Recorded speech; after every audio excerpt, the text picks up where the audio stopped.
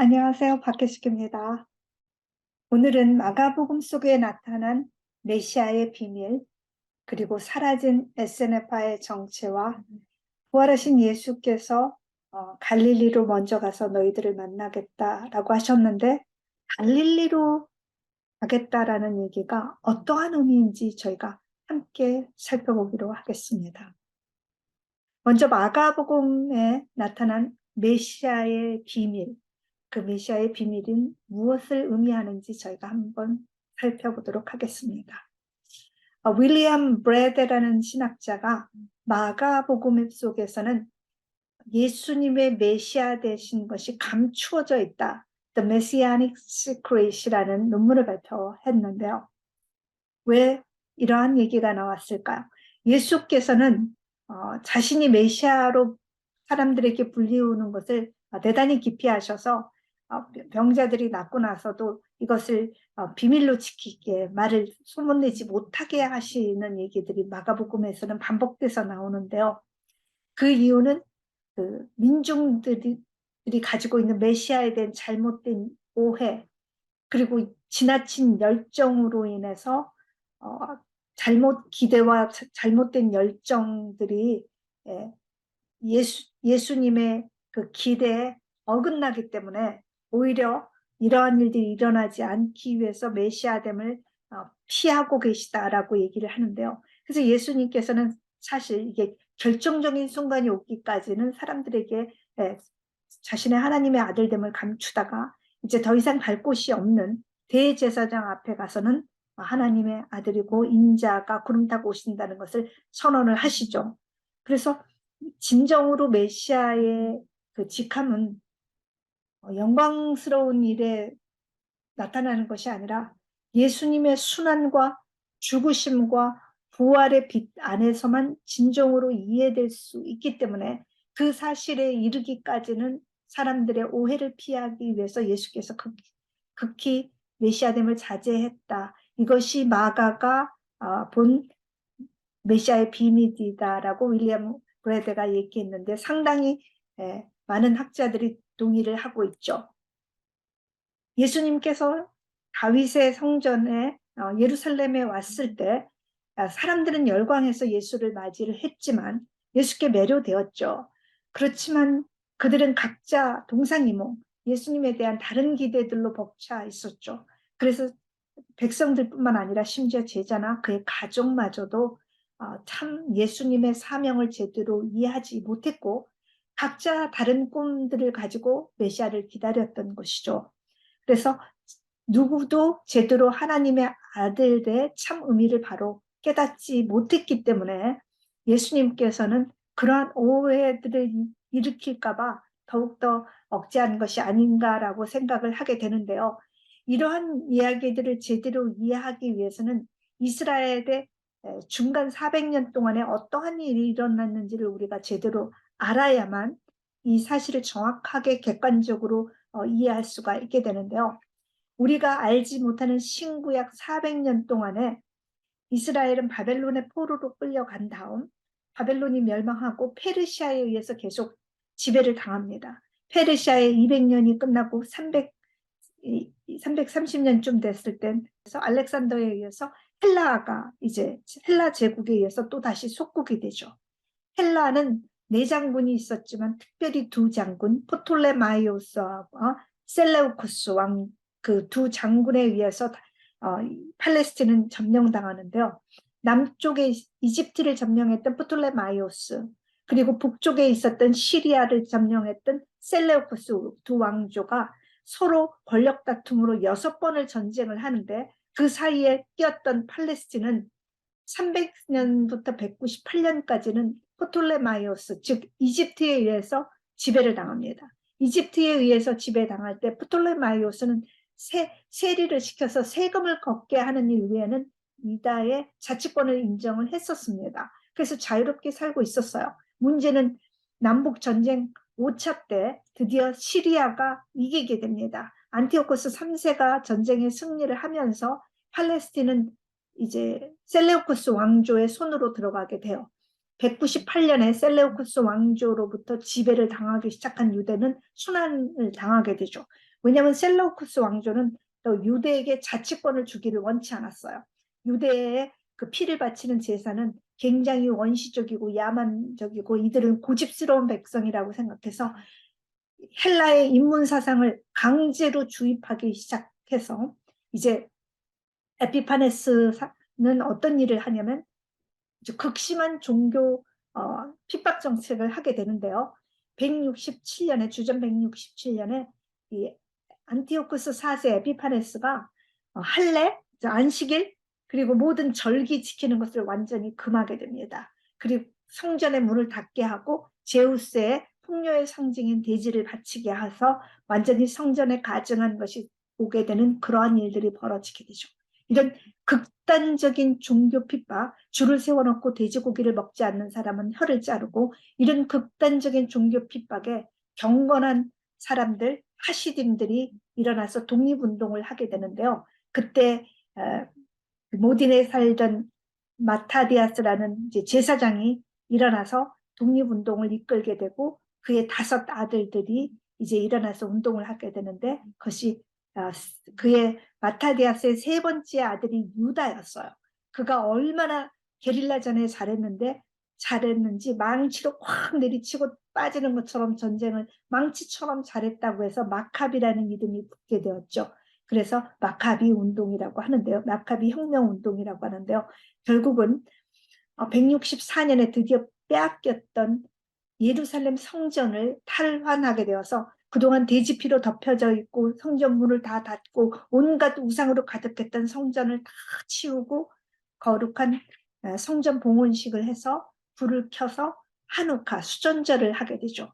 그렇게 하고 그에게 5 아들이 있었는데 4 아들들이 다 전쟁으로 죽게 됩니다. 독립운동으로 죽지만 그 마지막 남은 시몬이 아주 신중하고 지혜로웠던 시몬이 남아서 20년 후에 주전 142년에 드디어 독립국을 이루게 돼요. 헬라로부터 독립을 해서 독립국을 이루어서 그의 집안의 이름을 따서 하스몬 왕국을 이루게 됩니다.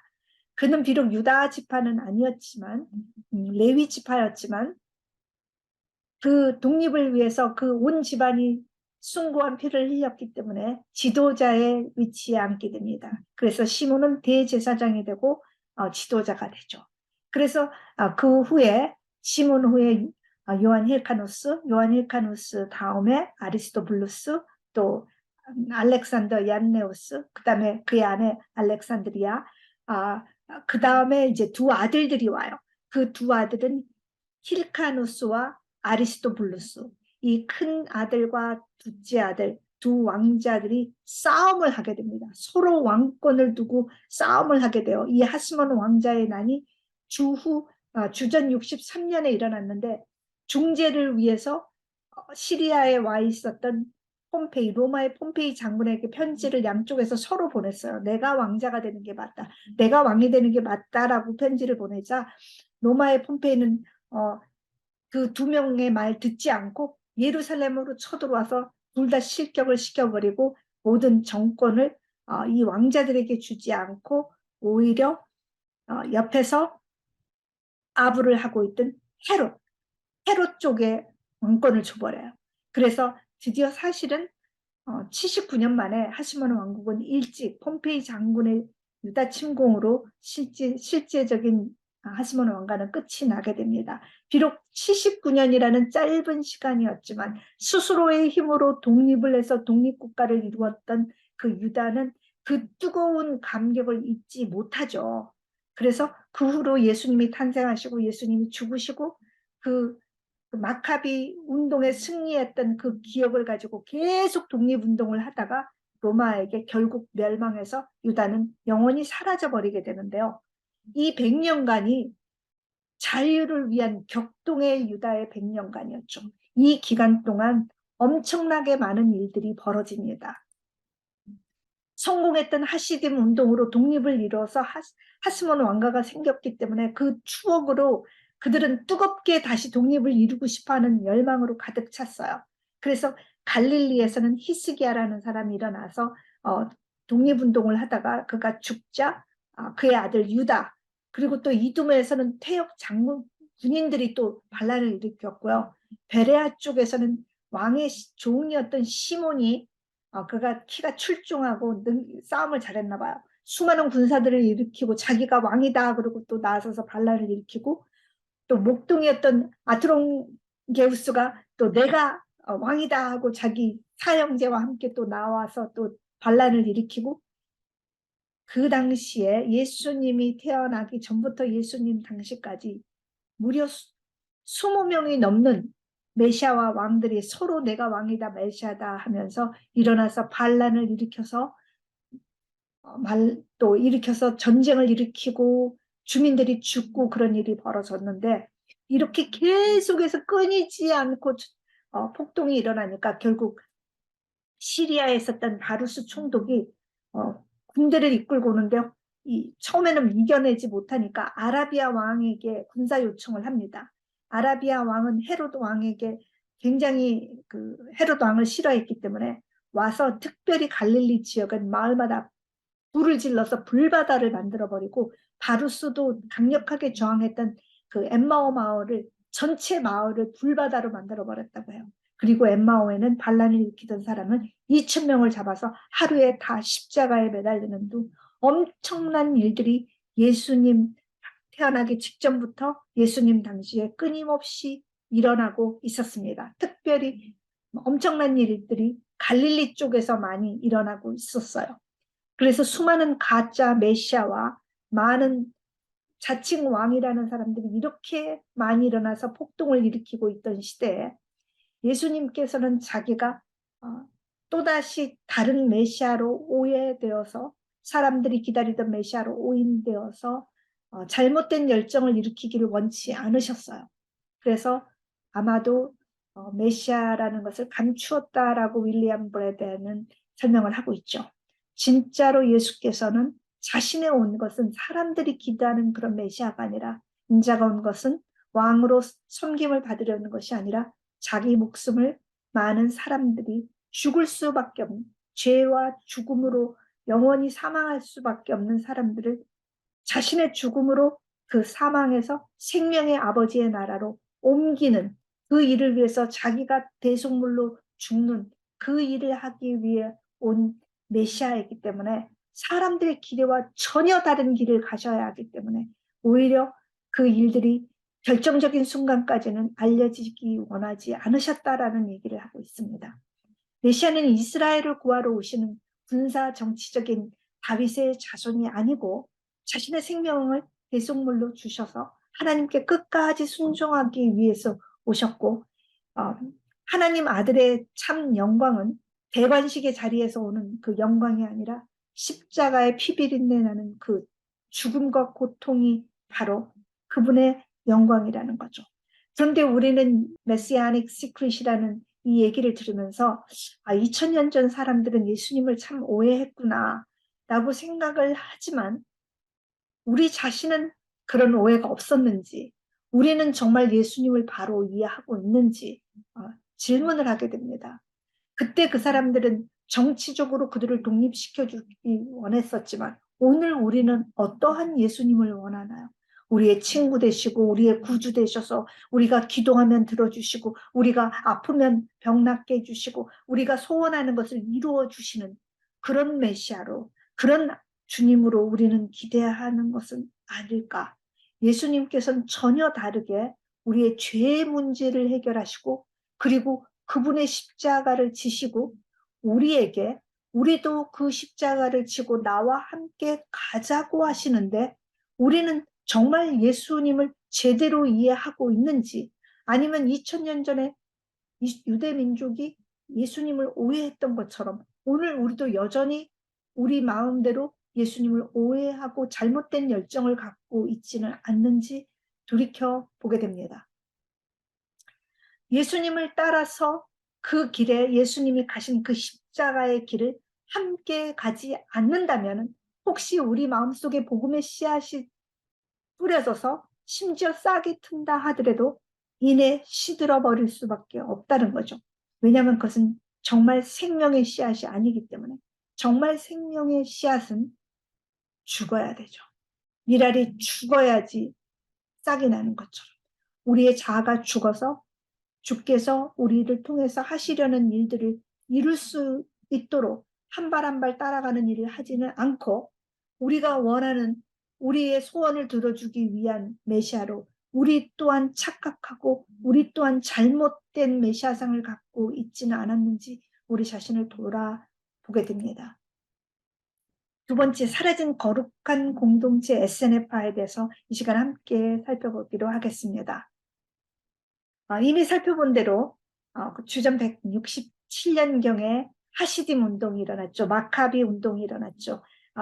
시리아에 있었던 셀루쿠스 헬라의 셀루쿠스 왕조가 강력하게 헬레니즘을 강요하면서 유다의 종교 핍박을 할 때 특별히 167년경에 참다 못 참은 그 모딘의 제사장이었던 마타디스가 그의 아들 5명과 함께 일어났을 때 그뿐 아니라 경건한 사람들로 불렸던 하시딤 사람들이 그 마카비의 운동에 동조하게 되어서 이 마카비 혁명이 성공을 했는데요.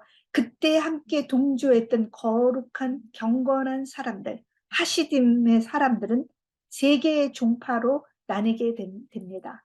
자, 이 세 개의 종파를 함께 살펴보면 사두개, 바리새, 에세네 이렇게 세 개로 나누어지게 됩니다. 물론 젤로땅도 있지만 그건 오늘의 토픽은 아니고 저희는 하시딤의 세 종파 사두개, 바리새, 에세네를 살펴볼 때 사두개는 제사장과 귀족의 집안이었어요. 바리새는 서기관, 율법사 그리고 평신도, 에세네는 제사장 출신인데 예루살렘 제의에서 탈퇴해서 탈퇴한 사람들 그리고 그를 따르는 평신도 무리로 되어 있어요. 사두개는 정치적으로 외세에 아주 밀착을 했습니다. 헬라 제국일 때는 헬라 세력에, 로마가 정권을 잡을 때는 로마에 밀착을 해서 자신의 주도권을 놓치지 않기 위해서 외세에 아주 가차없이 밀착한 세력이고요. 바리새는 민족주의, 유대 민족주의 성격이기 때문에 외세에 대해서 좀 부정적이었죠. 에세네는 그러한 정치적인 관심에서 떨어져 나서 아예 개의치 않았어요. 다 부정하게 여겨서 아예 관심을 끊고 있었고 사두개가 세력을 가진 것은 성전이었습니다. 성전 중심이었고 성전의 예배 중심이었고 성전에 일어난 모든 기득권을 장악하고 있었습니다. 바리새는 회당 중심이었어요. 회당에서 말씀을 가리키기 때문에 소도시를 중심으로 회당 그리고 전통과 유전을 계속 굉장히 중요시 여겼습니다. 에세네는 절제와 금욕을 중요시 여겼고 그리고 공동생활을 했죠. 사두개는 율법에 있어서 오직 모세 오경만 보고 있었고 그들은 다른 지파와는 대단히 배타적이기 때문에 이 사두개는 혈연적으로 태어나지 않으면 사두개파에는 쉽게 들어갈 수 없었어요. 굉장히 배타적이라서 아무나 들어올 수 없었고 그리고 법 해석에 있어서 백성들에게 매우 가혹하게 법 해석을 했다고 합니다. 그런데 비해서 바리새인들은 자신들을 굉장히 다른 사람들과 차별시켰어요. 백성들과 차별시켰어요. 왜냐하면 정결법을 굉장히 까다롭게 지켜왔기 때문에 자신들이 거룩하기 때문에 다른 지파와는 다른 사람들과는 구별돼서 자신들을 굉장히 차별했고 너무 종교적으로 많이 지키려다가 그것을 굉장히 자신들의 특권으로 생각하다 보니까 종교적인 위선에 빠지는 그런 문제가 있었습니다. SNF파는 신앙의 거룩한 전통을 순수한 전통을 잘 유지할 수 있었습니다. 사두개는 예루살렘에 집중해서 살고 있었고 바리새인들은 예루살렘과 소도시에 살고 있었는데 반해서 SNF파는 시골에 흩어지고 또 쿰란에 공동체를 가지고 있었습니다. 사막에 있는 쿰란에 공동체가 있었고요. 사두개는 부에 대해서 대단히 긍정적일 뿐만 아니라 그건 자신의 능력과 자신의 선택에 달려있다. 그러니까 부자가 아닌 것은 게으르고 능력이 없는 거니까 부끄러운 것이죠. 바리새는 한 수 더 떠서 부는 하나님이 주신 축복이기 때문에 가난한 사람은 하나님께 축복을 받지 못한 저주스러운 것이고 하나님의 축복을 받은 자는 부를 누리는 것이다 라고 했으니까 사두개와 바리새는 부에 대해서 굉장히 호의적이었죠. 그런데 비해서 에세네는 부에 대해서 굉장히 자제를 해서 돈을 굉장히 꺼려했고, 그리고 누군가가 많이 갖는 것을 극도로 조심해서 재산들을 팔아서 공동 소유로 해서 유무상통, 마치 초대교회에서 일어난 것처럼 재산들을 서로 함께 공유해서 누구가 더 많이 갖고 누구가 더 작게 갖는 일이 없도록 철저히 그 부를 지향하지 않는 모습을 보여줍니다. 이러한 사두개파가 AD 70년에 로마 전쟁으로 유다가 망했을 때 사두개파는 성전의 파괴와 함께 영원히 이 땅에서 사라지게 됩니다. 에세네파는 쿰란에서 공동체를 가지고 있다가 로마 군인에 의해서 다 파괴가 되고 그들은 다 잡혀가고 죽게 되면서 에세네파도 영원히 사라지게 됩니다. 오직 남아 있을 수 있었던 것은 바리새죠. 오늘날까지 이스라엘의 오토닥으로 남아있는 파는 바리새파입니다.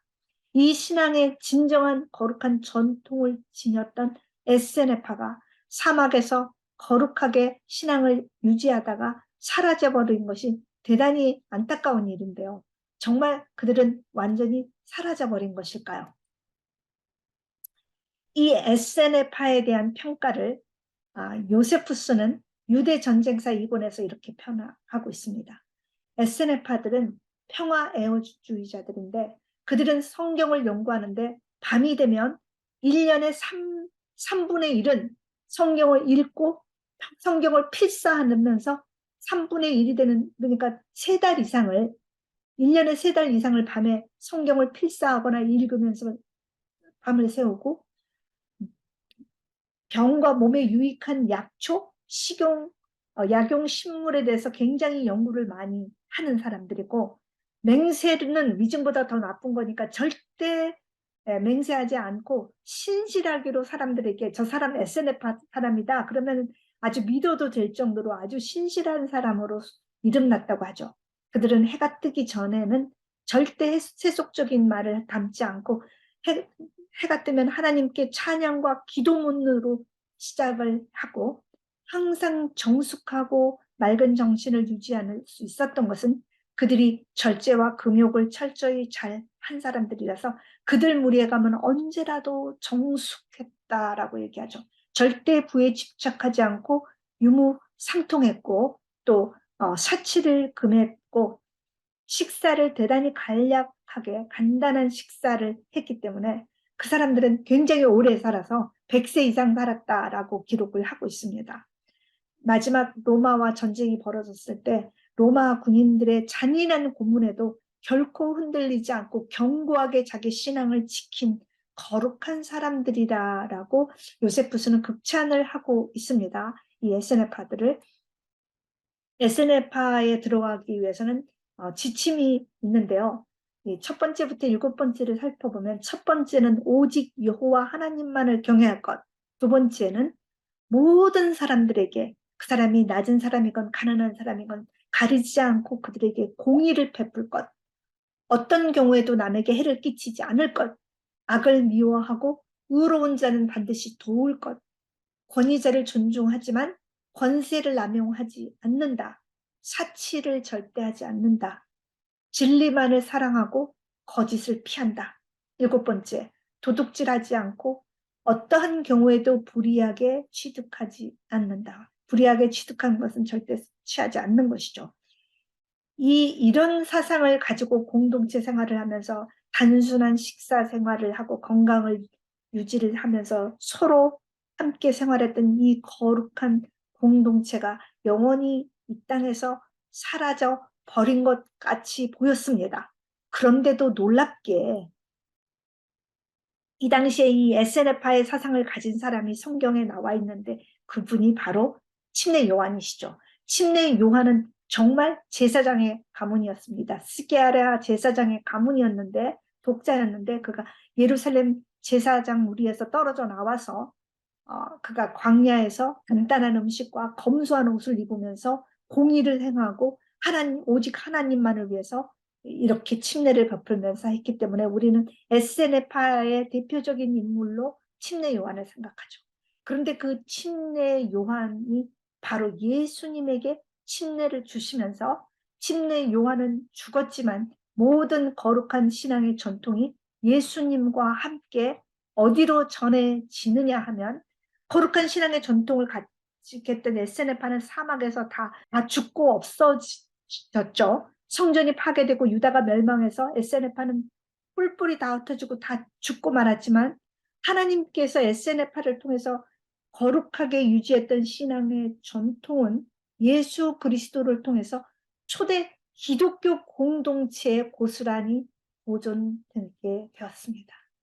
하나님께서는 놀라운 방법으로 여전히 일들을 계속하고 계시는 것이죠.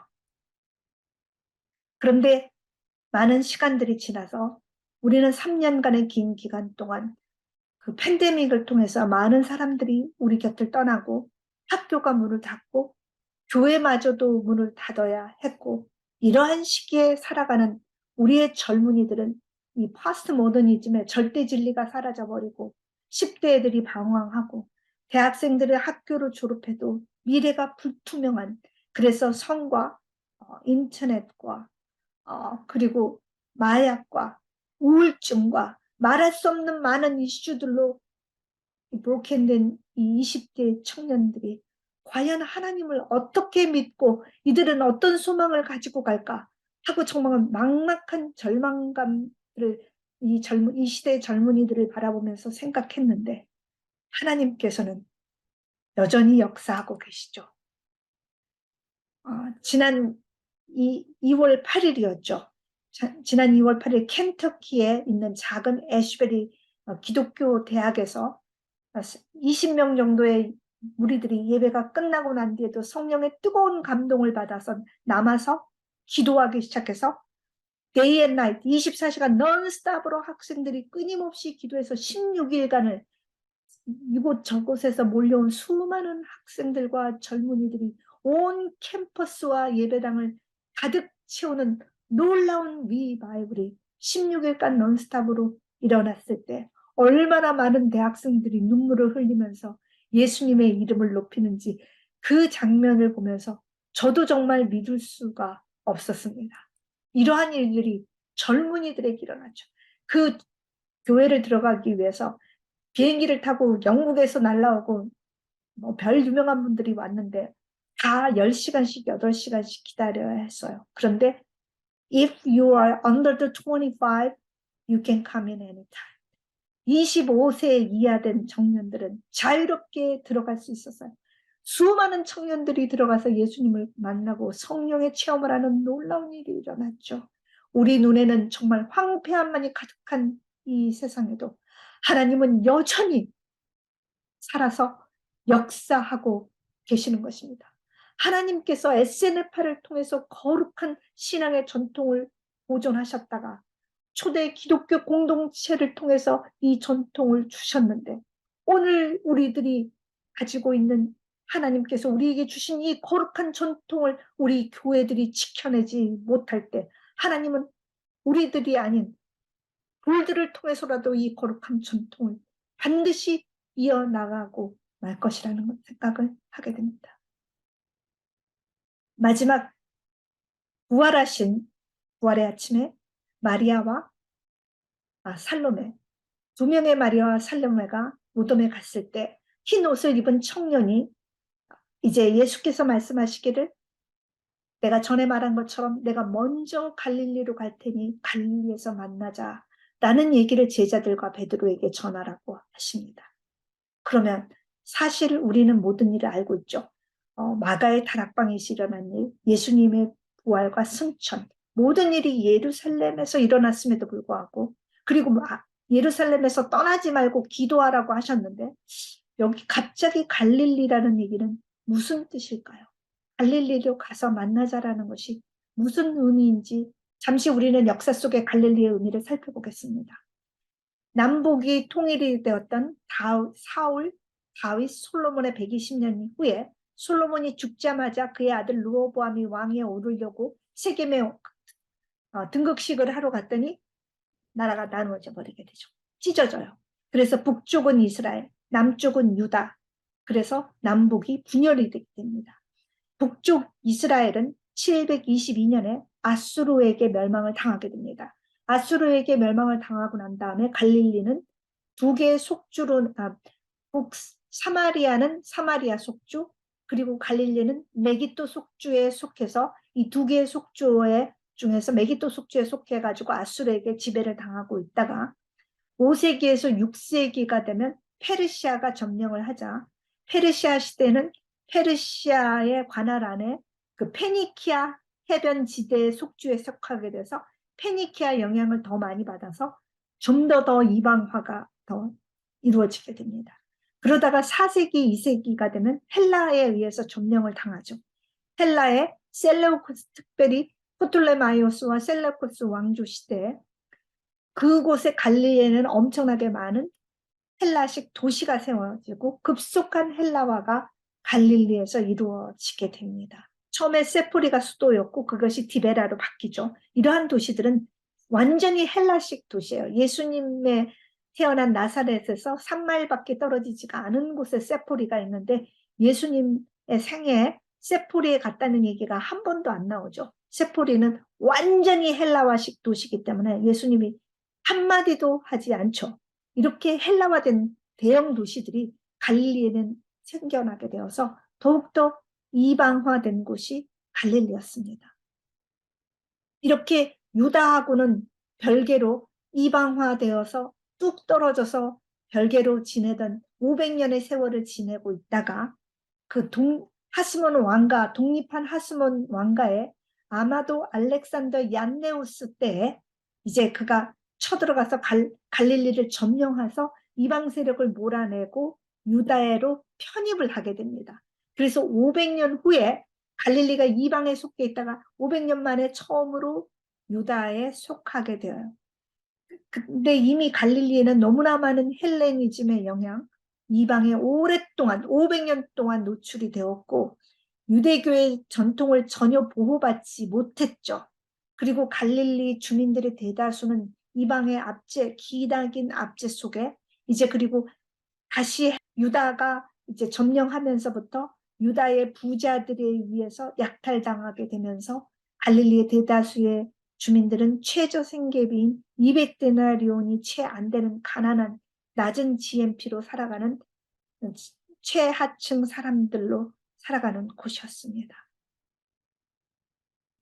우리가 예루살렘과 갈릴리를 비교해 보자면 예루살렘은 종교적인 강력한 폐쇄성을 가지고 있었고 살아가는 주민들은 대제사장과 제사장, 귀족들, 서기관, 율법사, 지주와 대부호 상인들 이런 사람들이 살아갔고 종교적인 전통을 강력하게 보호받았었죠. 그러나 예수님께서 그곳에 갔을 때 그들은 예수님을 거절했고 예수님을 십자가에 못 박아 죽인 곳이기도 합니다. 그런데 갈릴리는 밀려난 오랫동안 이방화돼서 버려진 변방의 땅이었습니다. 그곳에는 음지에 살아가는 이름 없는 가난한 사람들이 살고 있었죠. 그런데 놀랍게도 예수님께서 오셨을 때 그들은 밥도 먹지 않고 잠도 자지 않고 예수를 가는 곳마다 따라다니면서 말할 수 없는 강력한 연대감으로 예수를 추종하던 사람들이었습니다. 오늘 우리는 어떠한 교회를 지향하고 있을까요? 탁월한 프로그램을 가지고 있고 세련된 예배 형식, 차별화된 교회 음악, 그리고 다양한 아이들을 포함한 유튜브 프로그램, 너무 아이들 한글 학교며 다양한 교회 액티비티가 있고 건물도 깨끗하고 깔끔하고 최신식으로 잘 지어져 있고 파킹랏도 편리하고 성도들은 다 잘 차려입고 화려하고 행복한 성도들. 우리는 이런 교회가 좋고 그러한 공동체에 속하고 싶죠. 그리고 우리의 개인적인 삶도 편안하고 안정되어 있고 성공적이고 안락한 그러한 삶을 추구하면서 그렇게 살게 해달라고 또 우리는 주님께 열심히 건강하게 안정되게 평안하게 살게 해달라고 그렇게 기도를 하죠. 그리고 그러한 예배를 추구하죠. 그런데 자칫하면 그러한 예배들은 예루살렘을 상징하는 그러한 교회가 될 수 있습니다. 예수님을 거절하고 예수님을 거부하고 예수님을 못 박아서 그 예배들은 멋있고 분사할지 모르지만 자칫하면 예수님이 없을 수 있는 위험이 도사리고 있다는 것입니다. 예수님께서 먼저 가신 갈릴리, 그곳은 낮은 곳을 향한 개방과 그들을 향한 헌신, 가난과 고통 속에 신음하는 사람들에게 연대하는 갈릴리. 예수께서 먼저 그곳으로 가시면서 오늘 모든 교회들과 그 교회를 이루는 모든 하나님의 성도들에게 내가 먼저 갈릴리로 가니 너희들도 나와 함께 갈릴리로 가자고 하지만 우리는 아름답고 화려하고 모든 것이 편안하고 근사한 예루살렘에 있는 번쩍거리는 교회를 좋아하고 그곳에만 머물고 싶어하는 것은 아닌지.